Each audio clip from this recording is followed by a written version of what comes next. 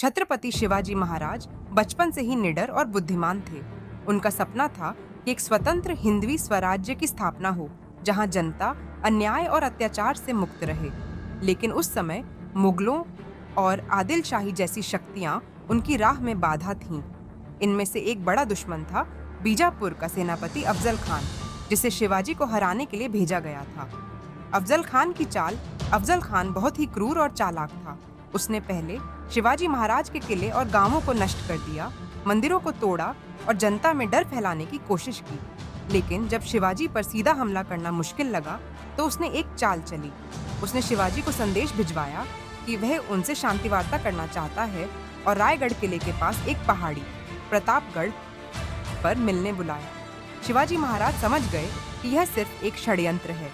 उनके गुप्तचरों ने बताया कि अफजल खान पहले भी कई राजाओं को इसी तरह से धोखा देकर मार चुका है।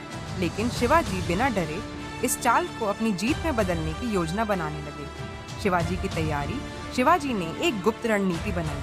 उन्होंने अपने शरीर पर लोहे का मजबूत कवच पहना ताकि अफजल खान की तलवार उन पर असर न करे।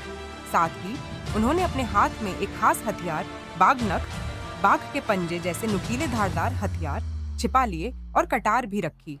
उन्होंने अपने सैनिकों को भी पहाड़ियों पर छुपा दिया ताकि यदि कुछ गलत हो तो वे तुरंत हमला कर सकें। ऐतिहासिक भेंट और अफजल खान का अंत। जब शिवाजी प्रतापगढ़ की पहाड़ियों में अफजल खान से मिलने पहुंचे, तो खान ने बड़े प्यार से उन्हें गले लगाने की कोशिश की। लेकिन जैसे ही वह करीब आया, उसने अचानक अपनी ताकत से शिवाजी का गला दबाने की कोशिश की और कटार से वार करना चाहा।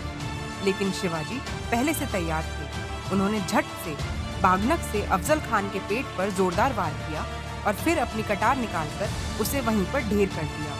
अफजल खान का प्रमुख अंगरक्षक दौड़ा, लेकिन शिवाजी के वफादार सैनिकों ने उसे भी मार गिराया।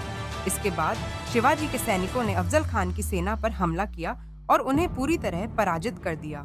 इस जीत के साथ ही शिवाजी महाराज ने यह साबित कर दिया कि बुद्धिमत्ता, रणनीति और साहस से किसी भी बड़े शत्रु को हराया जा सकता है।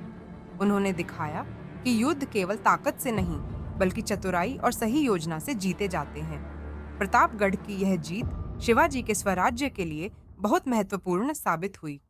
उनकी प्रतिष्ठा बढ़ी और मराठाओं का आत्मविश्वास भी बढ़ा। यह घटना आज भी हमें सिखाती है कि चाहे परिस्थिति कितनी भी कठिन क्यों न हो, अगर हम धैर्य और समझदारी से काम लें तो किसी भी संकट पर विजय पा सकते हैं। हर व्यक्ति के भीतर एक शिवाजी छिपा है।